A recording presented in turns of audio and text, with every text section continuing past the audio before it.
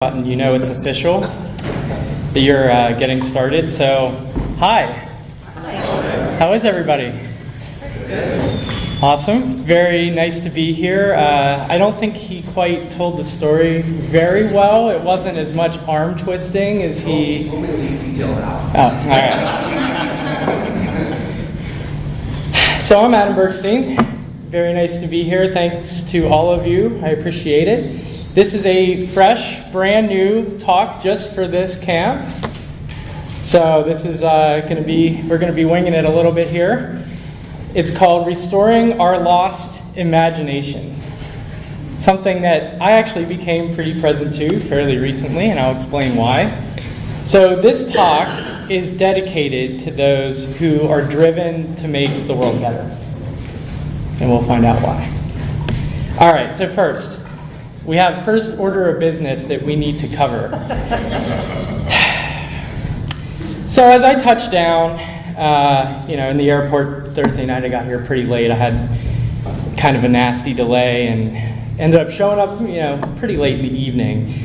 I was immediately greeted by all of the St. Louis Cardinals marketing material when I show up at the airport. And as a Pirates fan, I sort of found it a bit unacceptable. I already suffer enough trauma from the amount of beatings that team applies to the Pirates. So, So I got over that with some brisket last night and a couple good beers. And I think we're okay now. But regardless, I'm very happy to be here and to be presenting, and I want to thank everyone who made that happen. So I want to start by setting some context for all of us so we can kind of be present to what this message is speaking to. I want you to pause for one moment and think about a world without any imagination. So just reflect on that for just 1 second. What would this world look like? Could you imagine? Okay. So Albert Einstein once said that we cannot solve our problems with the same level of thinking that created them. That kind of stuck with me. I was like, wow, that's a good one. So imagine what problems wouldn't be solved in the world today. Right? If no one had an imagination, you couldn't see anything differently at all. So imagine what progress that wouldn't exist if someone didn't push themselves or stretch beyond the norm. Would we have Drupal?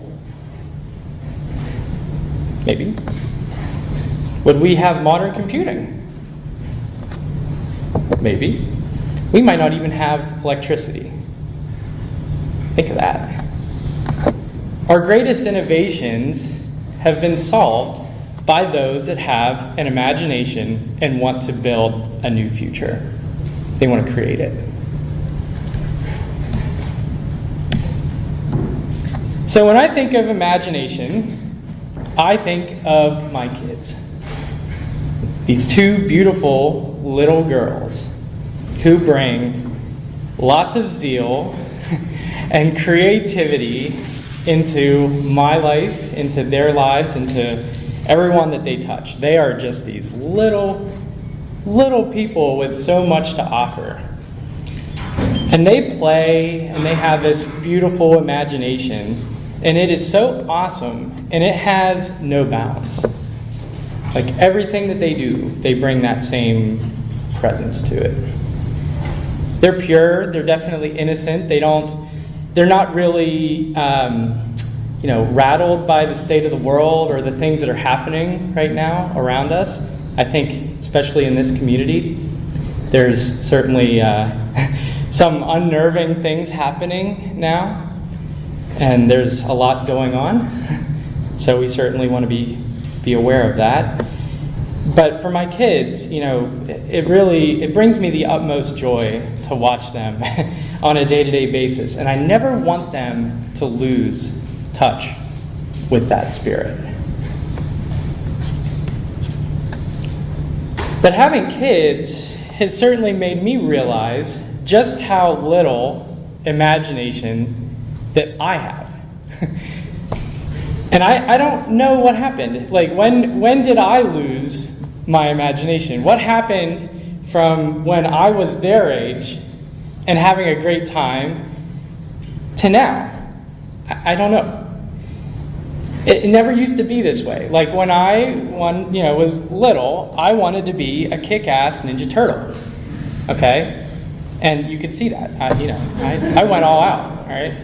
So I just don't know where the veering happened. I'm not sure where my course of wanting to be a kick-ass Ninja Turtle changed. Where did this go wrong? I'm doing computer work now. What the heck? So I wanted to find out really, like, what happened in my life that triggered all of this. One thing definitely that is clear is, a lack of imagination for me personally has had a profound impact on how I see the world. There's no question about it. And I see the world, sadly, at certain points in time, and I hope you can identify with it. If not, maybe I'm just a jerk or something. But I see the world too much in black and white, or good or bad, right or wrong, us versus them, right? There's all these different, paradigms that are polar opposites, right? But I think one of the things that really is present to me is the fact that I see things as possible or not possible. And that's something that is really challenging. But I want to find out why, and I did a bunch of research, and that's what's going to be presented here today, and do whatever I could to find a way to reestablish my imagination. I want to bring it back. So the first part of research that I did was I read a book called The Last Word on Power.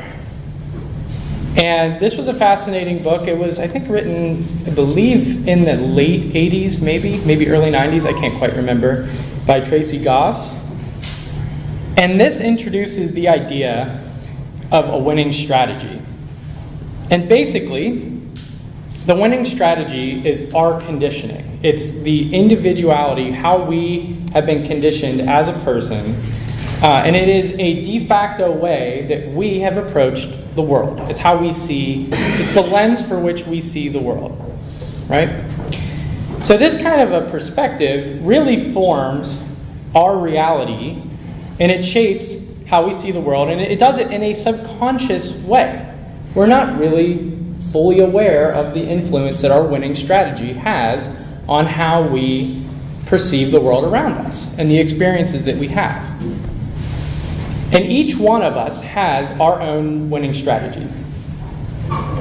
And that reflects how, our lives are set up and what we do. But to quote the book, the winning strategy is both the reason for your current success and your biggest limitation in moving forward. George Orwell has a nice quote that sort of sums up this perspective pretty well. To see what is in front of one's nose needs a constant struggle. So if our winning strategy ends up becoming something that's a formation of everything that we have done that has worked for us in the past, right? It's really a tool for us to maintain comfort. And you'll find this word used repeatedly in my talk. Our brains are wired to seek comfort. We avoid the uncomfortable. We just do. And we're not even really aware that our winning strategy exists because it's part of our subconscious, right? As I mentioned. So we're not even really, fully aware that all this processing is happening and that we're seeing the world through this given lens. So the quote is totally perfect. And I like to use the word programming, right? So, we have, in the Drupal community, obviously, we have a certain definition for the word programming. But in this context, it's actually more about us. It's how we have been conditioned, how we have been programmed. And, it really reflects a part of who we are. And every single time that our winning strategy wins, our brains get more comfortable and it strengthens. So throughout life's experiences, your winning strategy is always refined and your programming actually becomes worse. So because this influences how you end up seeing the world, you will always carry this bias with you throughout your life, and it all revolves around your winning strategy. And this is the bias that can determine what is right or wrong, good or bad, or possible or impossible. Does it make sense? Cool. So to understand this behavior further, the real thing that we need to get is how are we programmed? Right? Before the 1970s, most of the research that was out there in this kind of space prominently focused on data. So how can we create or collect data and analytics and metrics and basically try to predict how a human would act or respond to a situation, right? Author Michael Lewis wrote a book called Moneyball. Anyone heard of it? Okay, cool. And this was basically a success story of how an individual, or a collection of individuals, leveraged data to develop some models, and they basically, used that model for finding who they wanted to put on the field for the Oakland Athletics. And they actually had a film about it, Brad Pitt and that other guy who I can not remember his name right off the top of my head right now.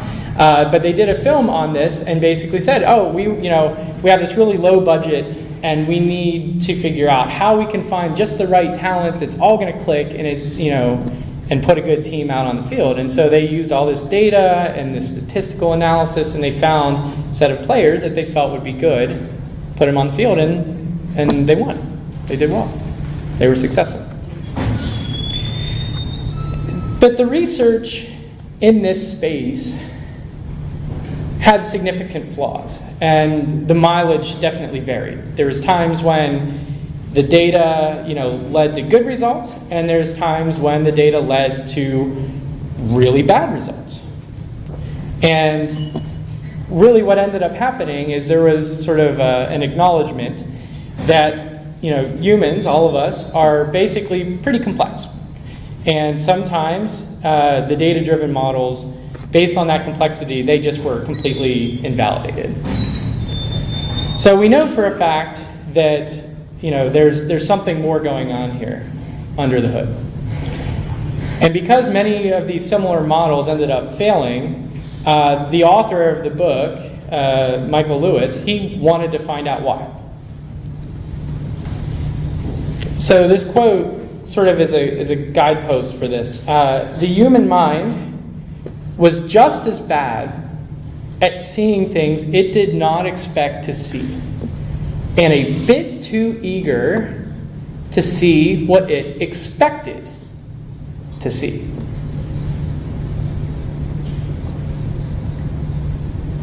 So this quote sort of suggests that how we perceive our lives and the world around us changes based on the context in which we see it.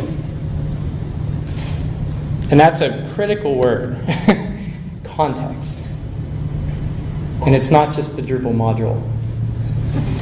What was it, back in 6? Yeah, sorry, I'm old school.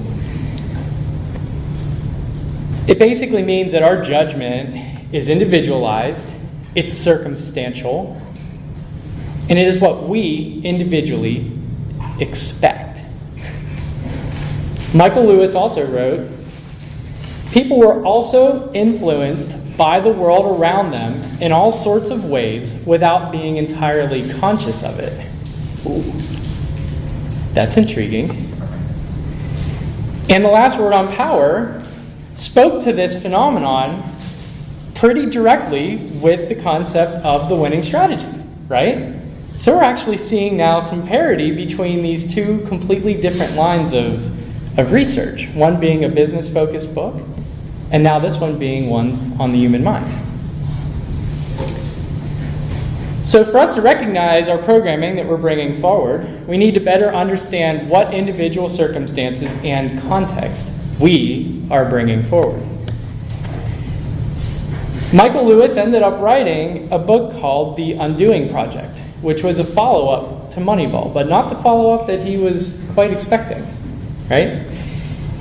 So his goal was to respond to what he perceived as the flaws from the research that had been done as part of Moneyball. But Michael Lewis is a storyteller. You can just tell by the way he writes. Like he's pretty good. So it actually is a story of two prominent researchers in psychology and human psychology named Danny Kahneman and Amos Tversky. And all they did was basically explore human context in trying to predict decisions. They had a lot of doubts about these data-driven models and these approaches that we talked about because, really it just suggested somehow that all human behavior could somehow be modeled by data that was being collected, right? And clearly that was not, to have some doubts is very reasonable, right? So they tried to better understand what was happening with this and when the mind was leading people astray. That was kind of how they were perceiving this. And, they really tried to understand, what were the contexts of these different decision making, right? So some decisions really end up being pretty trivial. So, if I asked you, right, would you like $1 million? What would you say? Sure. There we go. That's a pretty trivial decision, wouldn't you agree? Yes. Right. But some things are absolutely substantially more subjective. What if I asked you, are you perceiving a threat? Do I get a burrito for dinner? You could have a lot of choices, right? So the key difference here between the trivial and the untrivial is uncertainty. Individuals then tended to rely on their context to make and form uncertain decisions.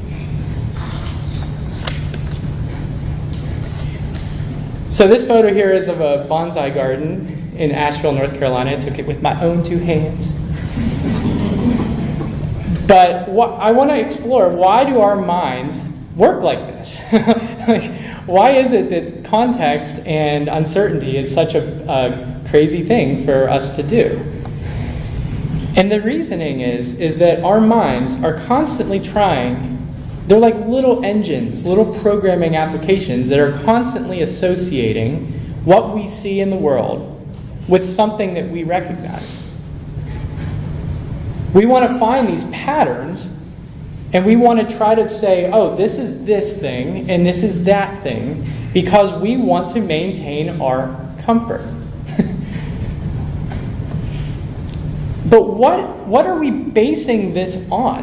What are we basing this similarity on in this context? We need to understand that. It's based on your life's experience. So let's compare a tree. That's why I have this picture here, right?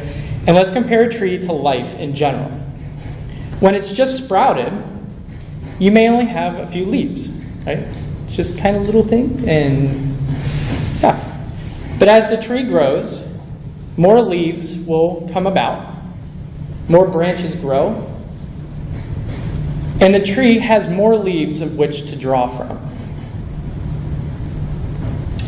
As you get older, just like the tree and the leaves, you have more experience for which to base your judgments on.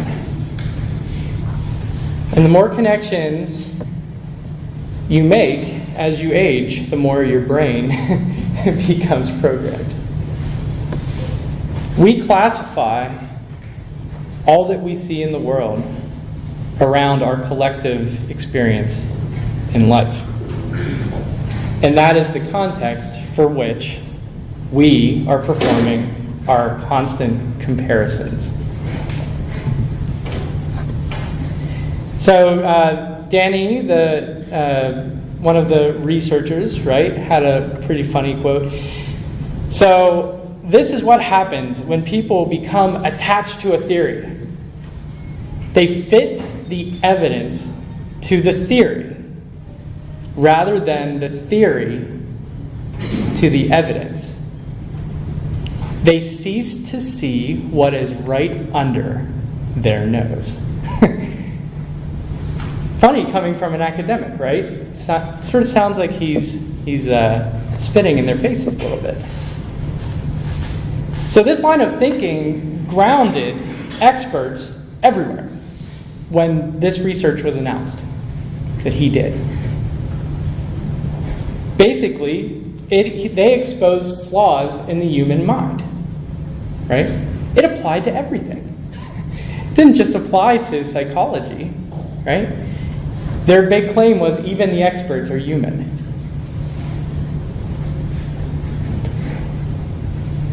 So an individual's mind suddenly became something that could be called into question.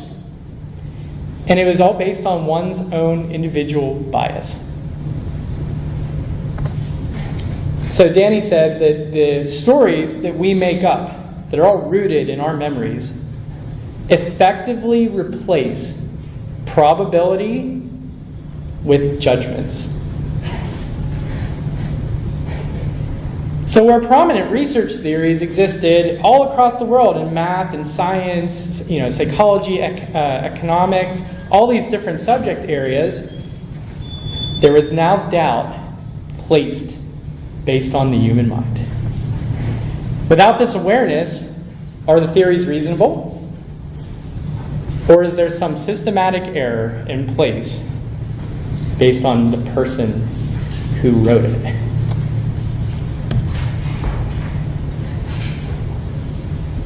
So, Kahneman and Tversky basically tried to explore what are all the different influences that could help to define this phenomenon in the human mind.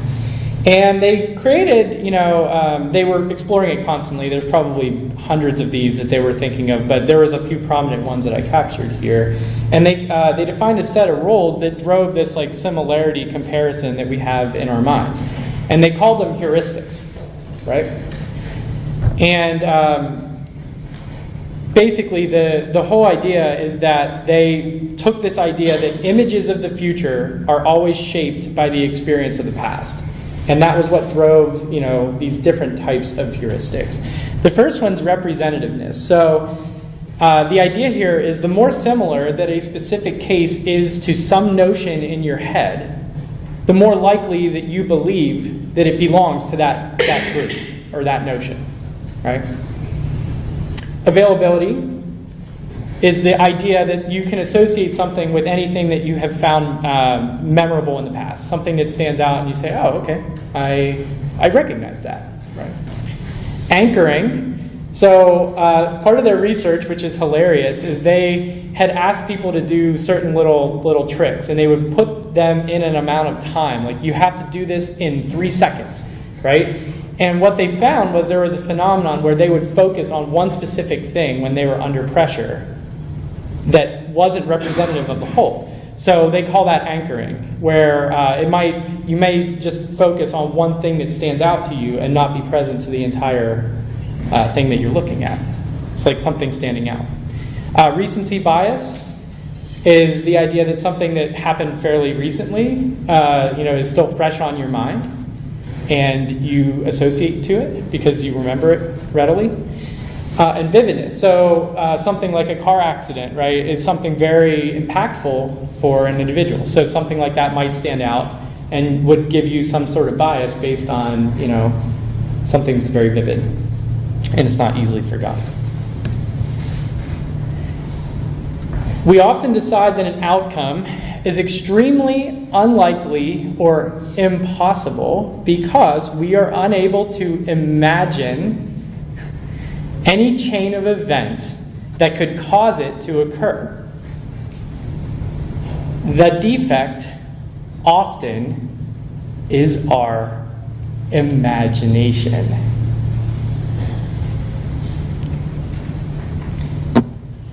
So we are wired to detect these patterns that are based on similarity, right? We described that. I described it. Hopefully it makes sense. So as such, we inherently are limiting our imagination when we don't have similarity. We reject things because it's uncomfortable. Imagine all of the potential experiences and things and opportunities in life that we are not seeing. Just like reflect on that for 1 second. There is probably a whole universe of unknowns that we as individuals can explore if we restore our imagination.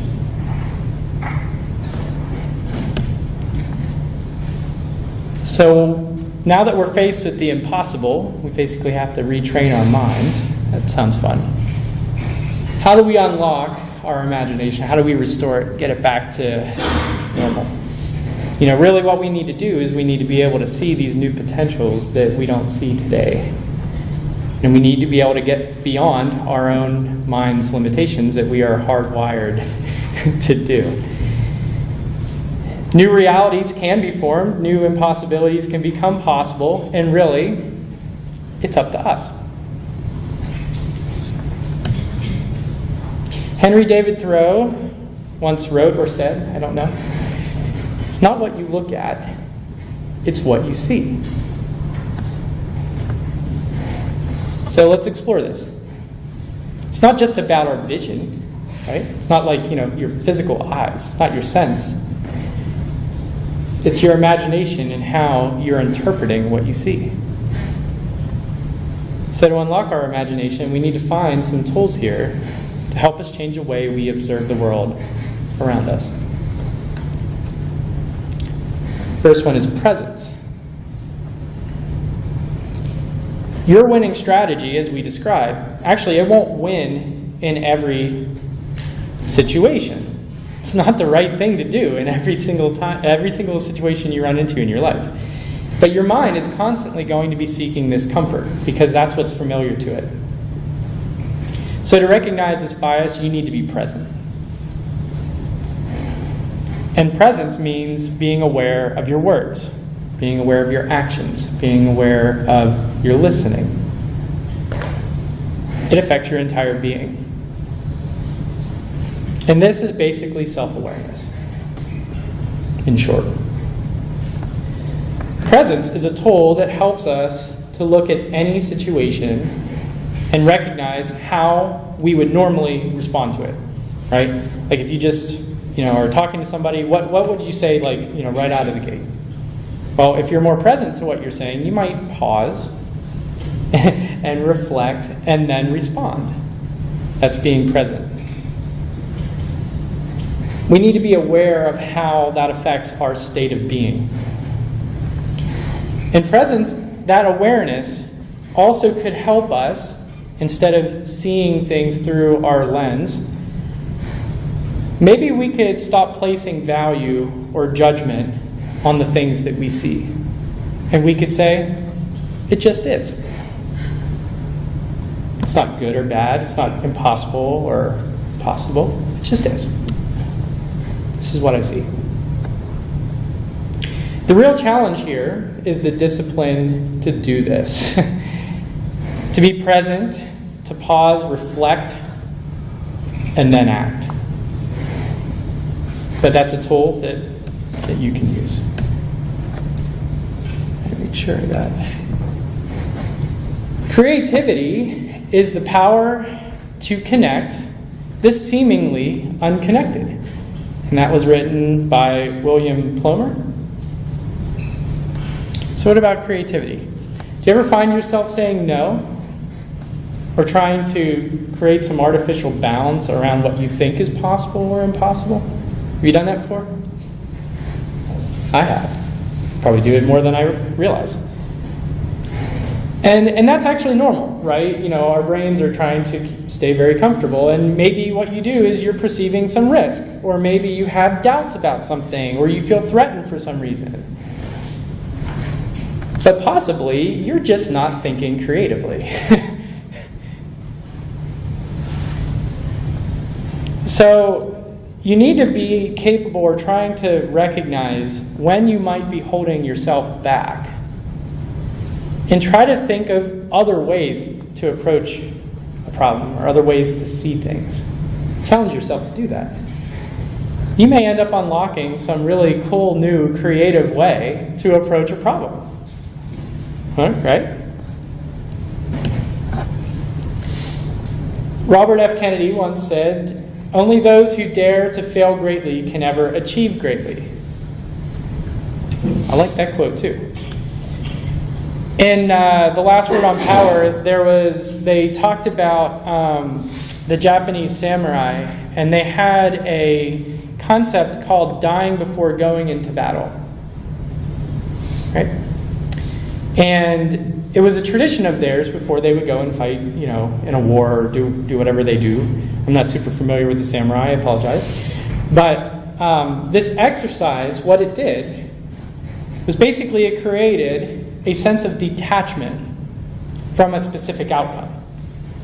Right? So I think, you know, in life we often see like, hey, this is the path I want to take. These are the goals I have. This is where I want to be in the future.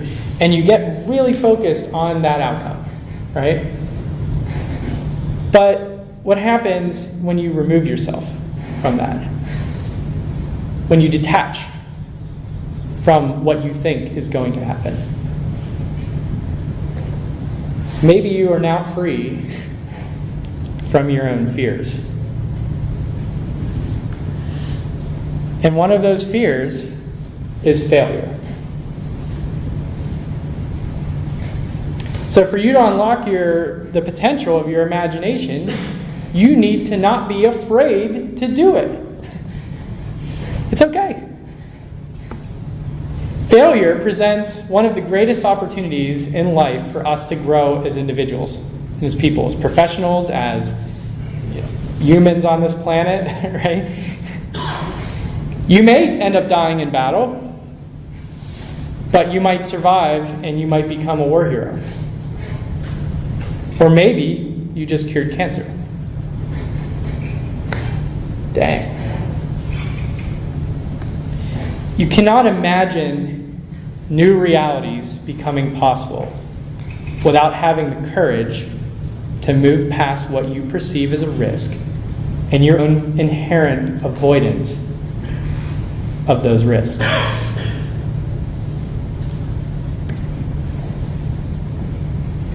Small acts, when multiplied by millions of people, can transform the world. And that was Howard Zinn. So there's one aspect of this that I really felt was super impactful, and that's around engagement of others and the role of other people in our lives. We should never underestimate the ability for others to help us in our journey. Others may be able to help you unlock new ideas or recognize the bias that you are bringing to your lives. And I don't think this is comfortable for us all the time, for us to really, truly leverage other people. I think we all have sensitivities, and we want to, generally, I believe, people want to be empathetic to others. But really what this requires is for us to listen when other people challenge our ideas. We need to be present to that. We need to accept hard feedback and truly reflect on our own biases as people. And I believe that the others that you speak with, your family, people you work with, your friends, all have a really great role in helping us to do that. Rome wasn't built in a day. Right? It's a medieval French phrase that you hear at least 50 times a day, right? And so if you're trying to reimagine or trying to restore your imagination, right? Things aren't always going to come easy. You know, it's going to be hard, right? So you need to be dedicated. You need to actually really stick with it. Because your imagination may delve into new and unexplored territory that doesn't exist today, right? But stick with it. It'll be fun. There may not be quick wins. It might not be easy. But if you dedicate yourself to a new reality or a new problem and you stick with it, even if it gets hard, you'll get there. You'll make it happen. All right. So, you know, hey, we're Drupal. You know, we're a little bit of Drupal. And we kind of have this community thing. So I decided to take this concept to the masses. So what does the community have to say? This is a photo of Jam and Greg Anderson from DrupalCon Baltimore. And I call this photo the meeting of the mustaches. Right? It was fun. I really enjoyed it. I was really enjoying being a cameraman for it. So, like any true researcher, I decided that, hey, we need to get some feedback from Twitter. I posed a slightly related question to this keynote, meant to trigger people's imaginations or their thoughts about it. And I asked a question: when have you accomplished something that you thought was impossible? Right? How did you do it? That was what I posed. Oh, well, hello. I got some responses. Gabor, who probably many of you know from his work in the community, this one, I was like, wow, this is great. I broke it down into smaller successes along the way. I find achievements that lead to the bigger cause, but can already be celebrated to power up. That's huge, right? You know, sometimes we think things are super impossible and we can't imagine a new future. Maybe we just need to break it down a little bit. That was awesome. He's a smart dude. All right. Jonathan Daggerhart gave some good advice. He says, I kept starting over. Try something. Hit a roadblock. Start fresh. Try to stay out of the rabbit holes and avoid feeling precious about code. I think what he's really speaking to here is attachment. Fail fast. Don't get attached to something. Experiment. Try new things. Do it quickly. Chris Komlenik, this was another really good one. You don't have to know the full path to the desired end to get started. Find a good starting step and take it. Motivation follows action. Boom. That's a John Madden quote right there. Boom. Megan, who many of us know from her work being the director of the DA, if you pick something that you are passionate about, you're more able to push through the hard times to achieve. Also cool. So thank you, Drupal community. That was a fun exercise for me. So I want to kind of get a bow put on this a bit. So I have a summary call to action here. So restoring your imagination is a self-transformation exercise, but it's very much something that you're capable of unlocking all these new realities, both for yourself and things that could become possible based on this new perspective. So we're here at Drupal Camp. So why is this relevant to us? You know, well, I don't know. It's your own personal journey. But as a community, why don't we try to solve some hard problems? Let's rededicate ourselves as a community to really digging our heels in and doing something completely impossible. Without restoring our imagination, we'll never solve these hard problems, and we subsequently will not change the world for the better. We need to stop seeing constraints. Imagine the state of Drupal as a tool, as a community, and so on, if we all just stepped up our game just a little bit. Just even a shred. Find a way to give back to the community, dedicate yourself to it, and dig your heels in a little bit. It'll help. And you can make the world better by your efforts. And what about you as a person? I will claim that if you restore your imagination, you will help to discover your best you. My best me. Real picture. This self-portrait clearly proves what we can become if we put our minds to it. In all seriousness, the only thing really stopping us from becoming what we see, what we want to be, is ourselves. It's us. We put our own self-imposed limits on our mind based on how we see the world. So ask yourself some questions. What do you want to be doing? What's stopping you from doing it? Change how you see the world. And you may end up winning a Nobel Prize, just like Danny Kahneman did for his research. So a summary, how am I proposing that we restore our imagination? First, recognize your own biases and your winning strategies through self-awareness. Be creative. Eliminate the barriers that you have imposed in your life. Don't fear failure. Engage others to help recognize and help steer you throughout your journey. And dedicate yourself when you start feeling like you're reverting back to old habits, or you want to quit, or you're not feeling up for it. Thank you so much for having me. I appreciate it. I wish all of you well, and have a great Drupal camp.